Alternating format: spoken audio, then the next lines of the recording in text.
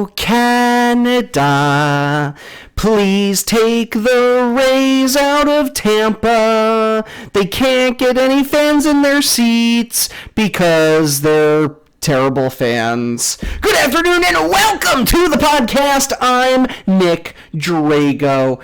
And this is Sports with Nick Drago. Today on the show, we're going to talk all about this wacky new scenario where the Tampa Bay Rays would play in Montreal. Yeah, we're going to get into that, folks. No worries at all. We're also going to talk about baseball in London, the NBA and NHL draft, and the strange bet that John Cena decided to make with some random minor league baseball player. So stay with us, friends, because sports starts now.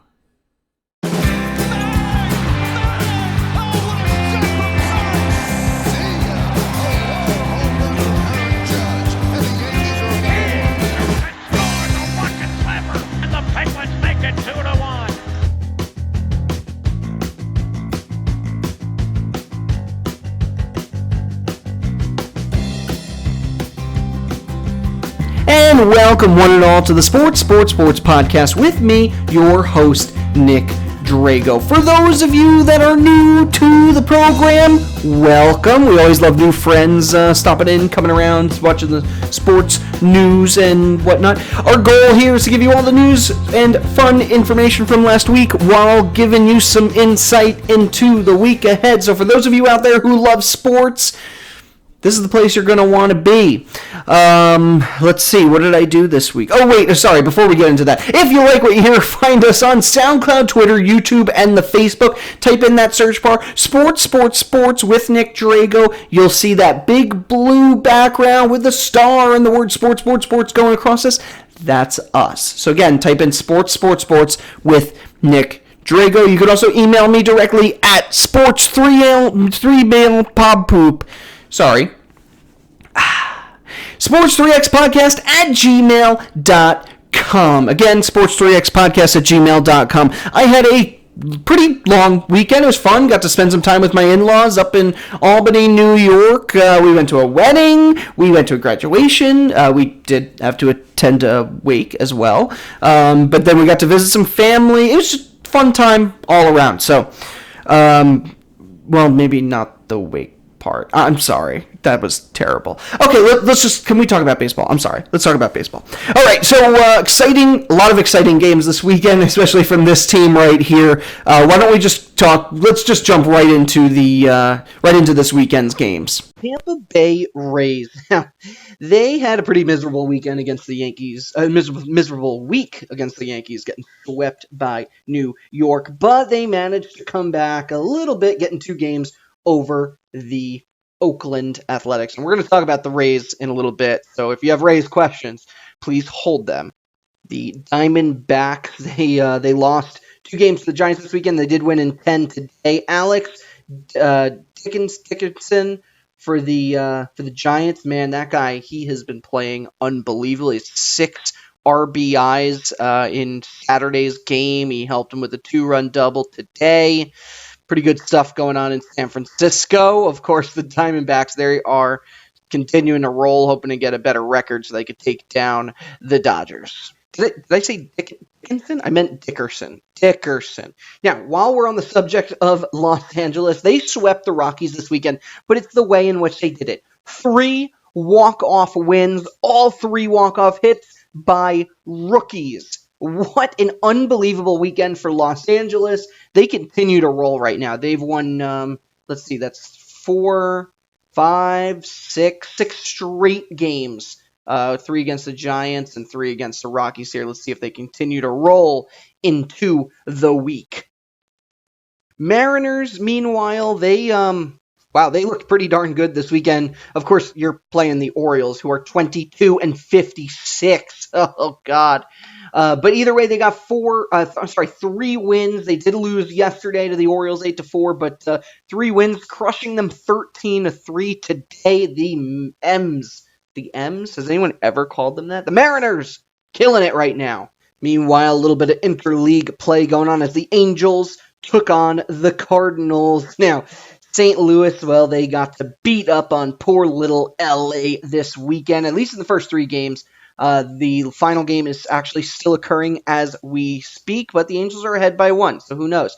Really, though, this was a good chance for the Cardinals fans to really enjoy the last bit of Albert Pujols they might see in their stadium, unless these two end up in the World Series or something. It's very rare that they play each other in St. Louis, so really exciting to see for the fans who I'm sure we're happy to see Pujols back in their backyard.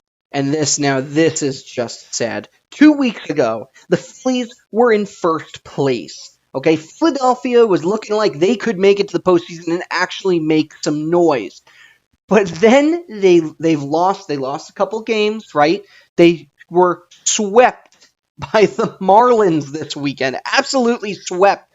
Okay, they lost 2-1, 5-3, 6-4. I mean, this is just embarrassing. I live in Philadelphia, so I'm not really a Phillies fan, but I like the team. I like to watch the team, and I'm embarrassed for the team. 7 straight losses for Philadelphia. Come on, guys, let's get this together. And, of course, fans of the show know that I love watching the Boston Red Sox lose. And what a better weekend. They lost 2 games to the Blue Jays. They did win in 10 innings on Friday night, 7-5, but then lost 2 straight games to Toronto, their neighbors to the north, our neighbors to the north. Way to go, Canada. And, of course, as I mentioned with the Rays, we're going to talk more about Canada in a moment, so stick with us about that. And the Indians, they got a couple wins this weekend as well. A sweep, actually, over the Tigers, El Tigres. They promoted Bobby Bradley from Triple-A. He's supposed to be a nice big slugger, and they need it. But the Indians, they're coming on strong, maybe hoping to catch up to the Twins. And the Braves, they're holding strong on to first place, winning 2 games over the Washington Nationals, 13-9 on Saturday and 4-3. Another extra inning game that went on today. Who do they have coming up, the Braves? Let's see. They just beat up on the Mets there. Oh, yeah. We got the Cubbies this week, 4-game series, and then they return to Citi Field for the Mets. So, a couple of really tough games coming on for Atlanta. This is really going to test this young team. And the Pirates, they are on a bit of a streak as well. They've won 4 straight. After today's game. 4 straight, 1 against the Tigers, and then 3 against the Padres, who are faltering a little bit. They did get a nice little rally in the 11th inning today, and then a walk-off by Newman. That sealed the victory for them. So Pirates moving their way up. Padres, they're starting to slow down. And Houston, the Houston Astros showed some weakness this weekend as the New York Yankees beat them up in 3 of the 4 games. And they were fun games. Today, though, they did manage to get a win in front of the old-timers at Yankee Stadium for Old Timers Day. I got to say, watching Don Larson walk out there with his walker was quite impressive. And then he snapped a picture with David Cohn and David Wells, the 2 other Yankees, to pitch a perfect game. So really cool. Always love seeing Old Timers Day. But either way, the Yankees, they got Judge, they got Stanton's back. Gregorius looks like he's hitting well. This team is firing now, and all the other teams better watch out, especially the Astros. They also beat the Rays. They swept the Rays earlier this week, so they're putting the league on notice that New York is ready to play. And Milwaukee, that Milwaukee didn't really look so great. Earlier in the week, they were swept by the Padres, and then they came in, they lost 2 to the Reds. That was 5 straight games. Finally got a victory yesterday, and then today, man, Brandon Woodruff had 12 strikeouts, absolutely crushing it for the Brewers. So they managed to get 2 wins there, but 2 losses against the Reds. So kind of an even series. And the Reds, I gotta say, they're pushing themselves up to 500. Could be, maybe they'll have a winning record this season. Who knows? And the Twins and Royals, they split a series this weekend. Twins losing today 6-1 to their brethren down in Kansas City. And the Cubbies and Mets, they also split their series this weekend with, Cubs lost the first game, won the first game, and then lost 2 to New York, and then today they lost 5-3, and I think they're just about even with the Brewers now. We'll take a look at the standings in a moment, though, just to be sure. And then, of course, you got the Rangers, who have been a great story this year. The last month or so, they've been crushing their way. They have a winning record. They're at least pushing their way towards postseason contention. And then you got, they actually lost 2 games this weekend to the White Sox. Yeah, two. No. They lost Friday's game in extras, and then they happen to have won yesterday and today. So 2 wins for the Rangers coming out of this weekend. And now we're going to take a look at the standings. The Twins, of course, in the AL Central, they are on top right now, 8 games ahead of the Indians. Now, I think a week or so ago, the Indians had a losing record. Didn't really look like anybody could challenge the Twins for the top spot. However, they've won 8 of their last 2 games. They're actually pushing themselves up into wild card contention. That's right. They're in possession of one of the 2 wild card slots at this moment, which means they'd make the postseason if it were to occur today. Twins are still crushing it right now. Let's move it down. Move it down to the AL East. There we go. Los Yankees on top, 8-2. Like I said, they won 6 straight games this week, which was quite impressive. They're 4.5 over the Rays. Tampa Bay is 4.5 behind, but they haven't looked all too great. Red Sox are 7-3 in their last 10, so they're pushing themselves up. Although they did lose the last 2, that hurts. And then you got the Blue Jays, and then you got the Orioles. Are they in last place? I'm pretty sure they're in last place in the America East. Oh yeah, I'm sorry, America East, America League. Although shout out to America East.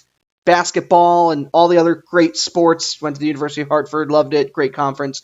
All right, AL West, the Astros, the Stros on top right now. They're 3-7 in their last 10. They're not looking good. The Rangers are only a half game back of the wild card slot, but 6.5 back from first place in the Astros. So right now the Rangers would occupy.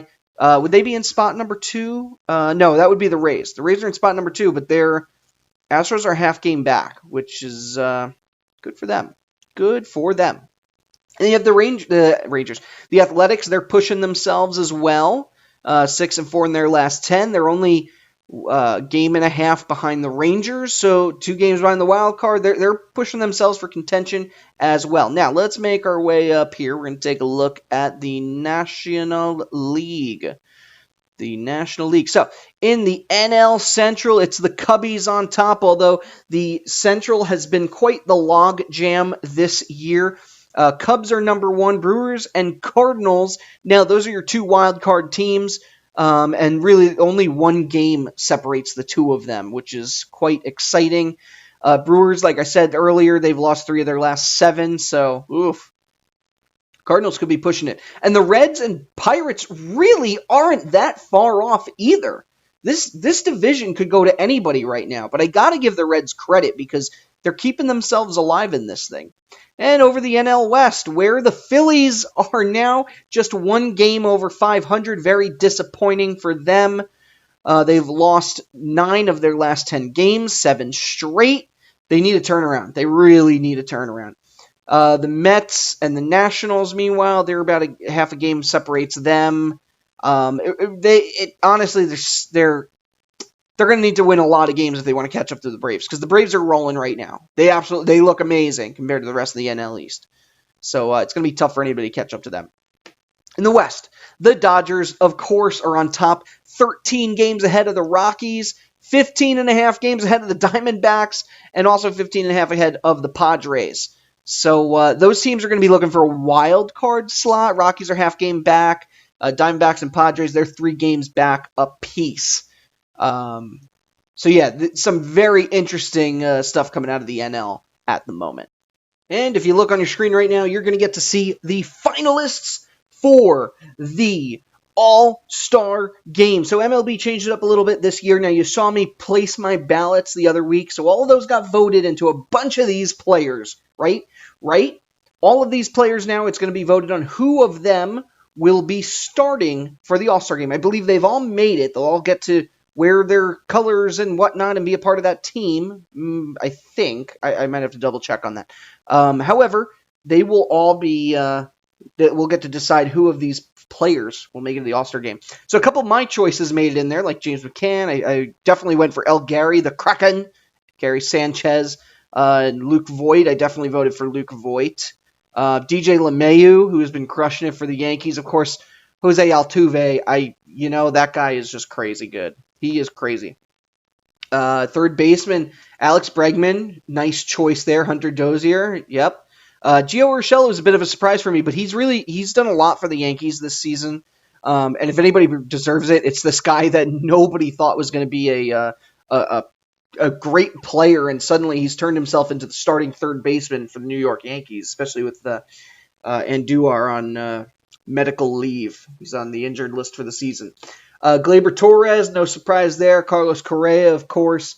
Mookie Betts. Oh, Mookie, you made it in, didn't you? Of course, Mike Trout, the guy in outfield. Aaron Judge, kind of a surprising pick since he's been hurt. More of a popularity contest, I suppose. Michael Bradley, Josh Reddick, Eddie Rosario. He's having a great season, too. Joey Gallo. And then, of course, the usuals in the DH realm. So a couple of surprising names on here, as I sort of mentioned. But, hey, it is what it is. It's what the fans wanted. It's what the fans voted on. So let's move down to the National League. And so for the National League finalists here, sorry, some words got caught up on the screen here. This is all from NBCSports.com, the layout that you're seeing here. So thank you, NBCSports.com, for allowing us to use your page. If you want to write about us somewhere on your website, that would be great. Sports with Nick Drago. You can email me, sportsdirectspodcast@gmail.com. So National League finalists here: Contreras, Brian McCann, Grandal, Josh Bell, of course, the first baseman. That was a very nice choice. I like Anthony Rizzo and Freeman, but Josh Bell for the Pirates, he has been unbelievable so far this season. Moustakas, he's having to come back here for the Brewers. I'm happy for him. He's always been a good guy. Josh Donaldson, Chris Bryant, of course, Arenado. I believe he was my choice for the Rockies. You got to love Arenado. Baez for the Cubs. He's always doing well. Trevor Story, always doing well. Cody Bellinger and Christian Yelich and Ronald Acuna. I think those were my three picks, if I remember correctly. They're all in there for the outfield category, along with Almara, Jason Hayward, Markakis. Oh, good for you, Nick Markakis. Killing it. All right. Charlie Blackmon, Kyle Schwarber, Jock Peterson. So they're going to announce, I believe, Thursday, the 27th. They're going to announce the results. Right now, the next round of voting is going to open up Wednesday night. So by 7 p.m. Thursday, June 27th, we're going to know who the starters are along with the pitchers for the All-Star Game. And if you don't agree with these, email me, sports3xpodcast@gmail.com. I'd love to hear your thoughts on this. So a couple big stories in MLB land this weekend. I'm going to start with the two big ones. So this week, MLB, Major League Baseball, is playing in London. Yankees, Red Sox, 2-game series next weekend. Should be interesting, right? I don't know what the fan base is for baseball in the UK. I don't know if it's just all expats that are buying tickets. But if it's anything like Facebook, if it's anything like football, it's going to be pretty lucrative, you know? Prince Harry, he's going to be there throwing out that first pitch. I hope he's got a good arm. I don't know how cricket translates, but we'll see. So really, I hope they do well. Maybe we'll get a London team one of these days. I don't know at all. What I am excited for, though, is 10 a.m. baseball. Come on, who doesn't want to watch baseball in their jammies? I know most of you are like, Nick, you're still in your pajamas at 10 a.m. Yes, some days. On Sundays.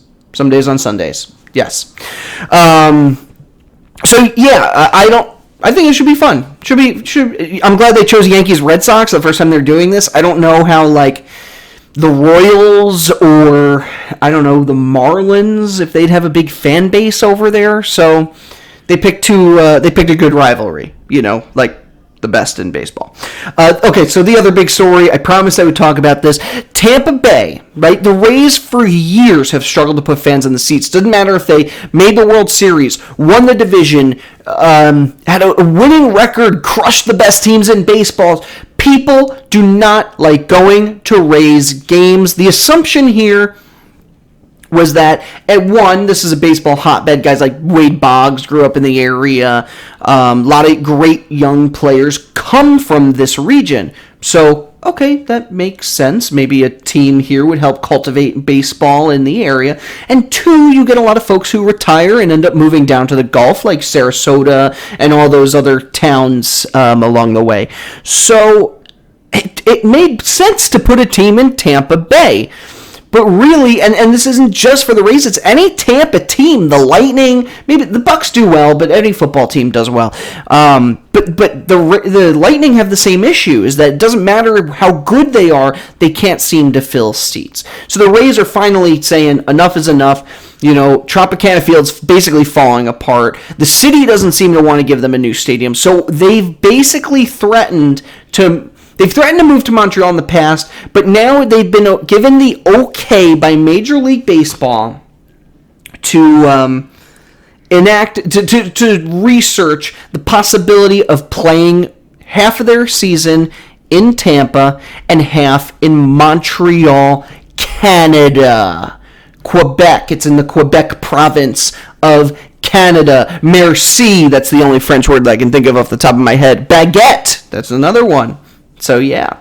The Expos played there for a long time. Montreal Expos, love it. I wish I had my hat with me. I left it. It's at my parents' house. Otherwise, I would totally be wearing that right now for the Rays / Montreal Expos. So, and be good, you have Toronto's nearby. It would be so much easier for travel because the other teams, Red Sox, Yankees, the Orioles, they're all up in that northeastern area, and then you have Tampa that's all the way down at the bottom. So it makes sense to have this team up there. Maybe they'd want to restructure, but you're building two stadiums now. Now you need to have one in Tampa and one in Montreal. It's almost like you're putting one foot in the door in Montreal and one in Tampa. Honestly, I think they're just doing this as a ply to get Tampa, the city of Tampa Bay, to pay for a new stadium. And if they say no, then bon voyage. Is that French? That might be French. And then, arrivederci. No, that's Italian. I know that one. Either way, if Tampa says no, all right, fine, we'll move to Montreal, city that's been craving baseball for the last 15 or so years. And sayonara. Dunzo. Goodbye. Or they get the stadium they want. They don't have to enact this whole crazy plan anyway. So they said they'd want to play half their games in Tampa, the first half of the season when it's nice and warm down in Tampa, and the second half when it's nice and warm up in Canada. That'll be up, the second half of the season would be in Canada. Who gets the playoff games? Fingers crossed it's Canada, because, again, they're more likely to fill those seats. And if you really think that's bonkers and there's no way it's going to work, it didn't work with the Expos, it'll work. It'll work. Toronto had 3 million people at their NBA celebration. And yes, that's a much more popular sport nowadays, at least. But people want baseball back in Montreal. They want it. So I'd be okay. If you move, you stay, whatever. But it's almost like the San Diego Padres had the same situation. They threatened the city of San Diego. They said, we're going to move. We're going to go to L.A. if you don't pay a stadium. And what did they do? They folded their arms. They said, see you later. Goodbye. So, this could go either way. But you're going to hear a lot of speculation about this over the next couple of years. Their lease in Tampa doesn't end until 2027. The problem is that stadium's falling apart. So if they need a new stadium, you're going to want to put those plans into place like now. Otherwise, they might have to play in like Miami for a few years. I don't know. And that's even worse. They're in the same boat. Really. They can't get fans in Miami either, which you'd think, again, is a baseball hotbed. So, whatever. All right, why don't we take a quick commercial break? I'm done talking about baseball. We'll go into some basketball and whatnot. So, stick with us, friends, because sports, baby. We will be right back. Right to the court with Archie Diacono. 3 seconds at midcourt. Jenkins gives it to Jenkins for the championship.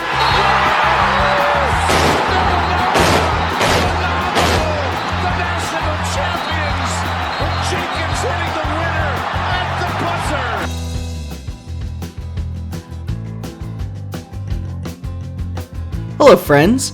I'm Nick Drago with the Sports Podcast. Do you have an amazing product you're trying to sell? Well, let me tell you exactly where to shove it. Up your butt! I'm just kidding. No, what you should really be doing is trying to peddle it on my podcast. That's right, we're offering free ad space for anybody interested in selling their amazingly amazing products. All you have to do is email me, sports3xpodcast@gmail.com, so we can figure out exactly how to get your message out there and on the air. So once again, sports3xpodcast@gmail.com. Shoot me an email, and I'll be waiting patiently by my computer. And they're going to snap it, and it's Trey Burton who throws caught. Foles, touchdown. And welcome back, friends. So NBA draft, that was this weekend. You know what? Let's just look at it. Let's just look at what happened. And, of course, my favorite time of year for the MLB is the draft. And do you know why? Well, it's not just the draft. It's really the whole off-season thing. Because, to be honest with you, it's just so much more exciting. There's just so much excitement. So, yeah, where do we even start with this thing? The Pelicans, of course, taking Zion Williamson, no surprise. John Morant, whatever, he's going to the Grizzlies. R.J. Barrett to the Knicks. Knicks fans were going nuts in the stands. Thank goodness they made the right pick. Now, the Lakers, they're getting DeAndre Hunter. Really good pick for them, although they'll probably end up shipping that to the Pelicans.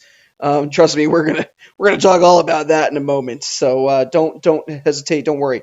Darius Garland, interesting choice at point guard for the Cavs. They really don't have a point guard right now without LeBron since he's left. So he could be just maybe a filler option, and in 2 years, LeBron's going to want to finish his career in Cleveland. We'll see. Jarrett Culver for the Suns, that was a really good pick for them. I think he's going to mesh well with their young players. There's been talks of them maybe going after Chris Paul because they're like the only team that can afford his massive contract. So we'll see what happens there. The Bulls, they get Cody White, Jackson Hayes to the Hawks. Wizard with, oh my gosh. I don't even know if I can say that name. Ryu Hachimura? The guy from Gonzaga. How about we just say that? Cam Reddish, the other Duke champion. Well, not champion, but you know what I mean.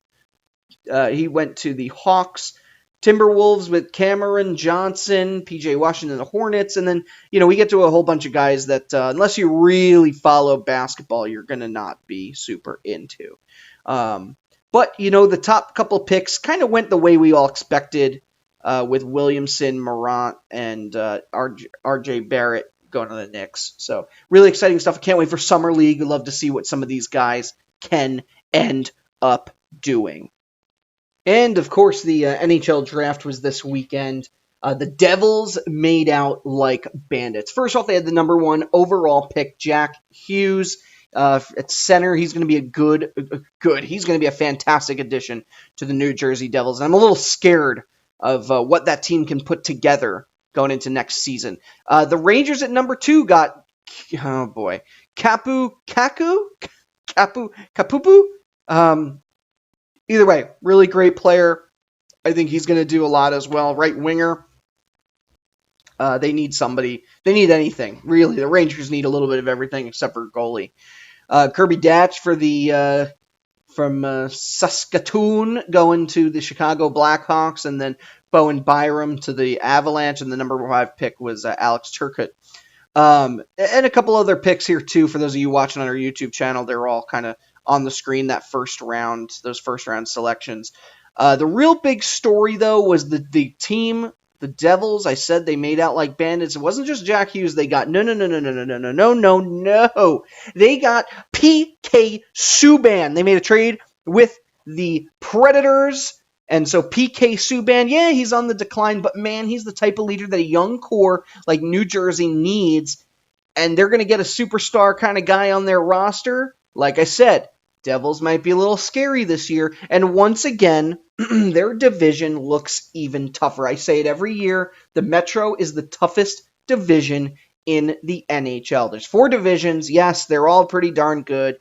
But really, you got the perennial contenders, the Penguins, and the Capitals. You, of course, have the Islanders, who are looking very well positioned to do some great things, not just this year, but in the next few years. The Rangers now have a nice pick, and they could really be in it any given year. And then you have the teams like the Hurricanes, who no one expected to do well this year, and now the Devils, who any given year can be a top contender. So, and yes, the Flyers are there too. I didn't forget about the Flyers, but really, of all the teams, they're the least likely to make any noise next season. So very, very exciting stuff. I'm so anxious for the next season to start. Everybody knows I am a huge hockey fan, so we'll just have to wait and see, folks. Just have to wait and see. Now I'm jumping around a little bit here. I know we just did some NBA and then some hockey, but real quick, back to the NBA for a moment. A lot of rumors coming around this week. Kyrie Irving apparently hated living in Boston. Granted, the snow doesn't help. And the people. I'm just kidding, Boston friends. You know I love you up there. Parking the cod, Harvard Yard, and all that stuff you do. No, it's a nice city. It's a quaint city. It's fun. There's a lot to do. I just personally don't like the sports teams. But, well, really, I just don't like the Red Sox and the Patriots. But they don't play in Boston, so that's okay. But really, I don't know what Kyrie was thinking when he went there. It's not going to be as friendly a place as Cleveland, and really, now you're talking about going to New York. If you think Boston was bad, then have fun in Brooklyn. He's been talking about going to the Nets, apparently. He didn't really seem to mesh too well with the young team in Boston. They had a good core of young, talented players that could really pull together. So instead he wants to go to a team like Brooklyn, which is a young core of players who can really pull things together. Oh, you're going to have the same problem in Brooklyn that you do in Boston. Kyrie is not a leader, whether it's in the locker room, on the court, nothing. He is not a leader. Why the bonkers scenario the Brooklyn Nets want him, I don't know. At least if he goes to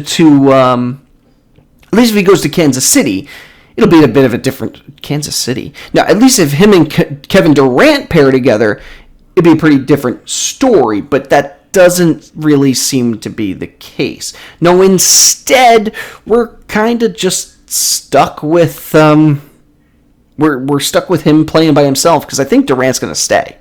Why would he go anywhere? He's injured. Who's going to pay buco bucks for a guy like that? Sign a 1-year deal, stay with the Warriors, or he doesn't even have to exercise his option. He could just stick around for another year.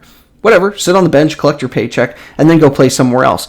Kyrie, man, you're screwed. Unless you go play with LeBron again, you're screwed. Because you're going to play on a team that's not that great. The top contenders aren't paying buku bucks for you. So, hey man, you want out of Boston? That's fine. Have fun. We'll talk more about the NBA and all these crazy players. I love this drama stuff. It's so exciting. We'll get more into this as the weeks go on. The real free agency, the meat and potatoes that starts next week. So we'll get into it next week. But with that, why don't we take a quick commercial break? All right, we'll be right back.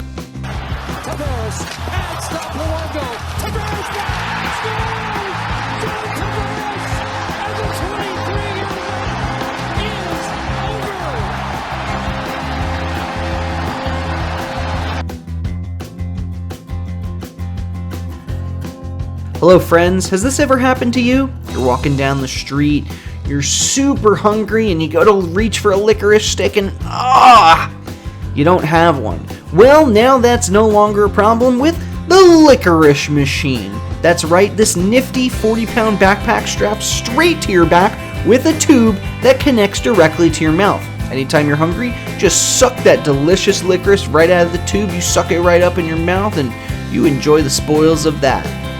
Alright, that's a pretty bad advertisement. But you know what would work better here? Something of your own design. Do you have an ad? Something you're trying to sell? Maybe just a happy message to share with my fans? Well, this is your chance. Email me, sports3xpodcast@gmail.com. Once again, sports3xpodcast@gmail.com.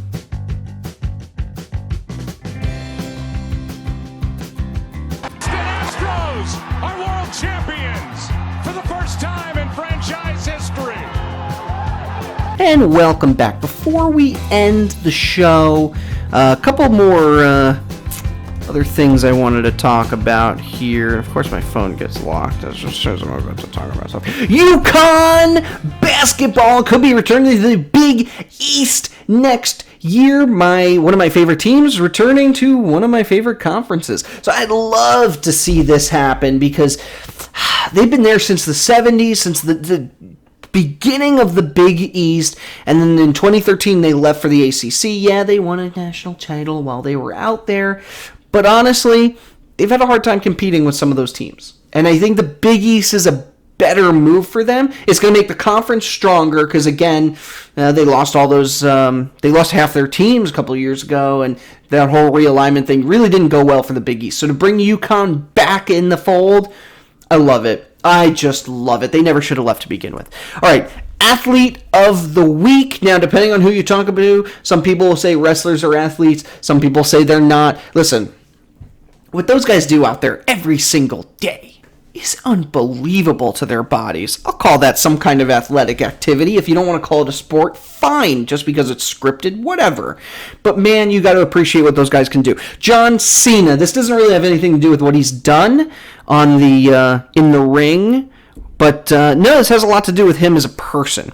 So John Cena's out to dinner, meets up with this minor league baseball player, Logan Allen, and Padres fans already know where I'm going with this. They end up having this conversation, and by the end of the night, John Cena says to him, here's my contact information. This is my cell phone number. If you make it, he bet the guy $1. I'll bet you $1 that you do not make it to the major leagues. And he gives him his contact info. I said, I want you to hold me to this. Okay, fine. So Logan Allen made his major league debut this weekend. He texted John Cena, and guess who showed up at the game to make good on his bet? Yeah, John Cena. He did. So I got to give the guy credit for that. Come on, that was a pretty cool move. So yeah, way to go, Logan Allen. Way to go, John Cena. Good work, guys. All right, I think that's it for me. Special thanks, of course, going to Johanna Drago. She is the content editor, logo designer, and set designer of our lovely podcast. Special thanks. The music that you hear is a song called Golden Sunrise by Josh Woodward. A link to his website can be found on the show notes. And Mary Kay Albert and the rest of the super fan crew, Joe Calabro. We get a lot of likes from Lois Butler, so the more the better. Keep them coming, gang. Keep sharing our stuff. We love it. And all our other Facebook friends, we've got a lot of recent... hiccups. Oh. All right, it's gone. One and done. That's how I do it. We got a lot of recent people coming in to watch the show, so thank you so much for the support. I just love it. I love doing this. It's a lot of fun. Anybody else? Anything else? All the news outlets that have let me use some of their graphics and whatnot. Thank you. Please don't sue me. No, thank you for letting me use your stuff. I appreciate it. All right, with that, I think that's all I got. So, if you like what you heard, find us on SoundCloud, Twitter, YouTube, and the Facebook. Remember, go to that search bar and type in Sports with Nick Drago. You can also email me at sports3xpodcast@gmail.com. Again, sports3xpodcast@gmail.com. Oh, boy. Now, if you liked all that, like, comment, share, Twitter, tweet, and send us an email if you'd like. Now, I'm exhausted. I know a lot of you see me in the Jersey. You're expecting me to be there at Old Timers Day. There's a lot of traffic. I couldn't make it. I'm sorry. I know they didn't even call my name at Yankee Stadium. I was very upset. I'm going to have to talk to Michael Kay about that. All right, friends, once again, thank you so much for joining us. It's always a pleasure having you here. I think I said everything I need to say, so good night, sayonara, adios, and caw-caw!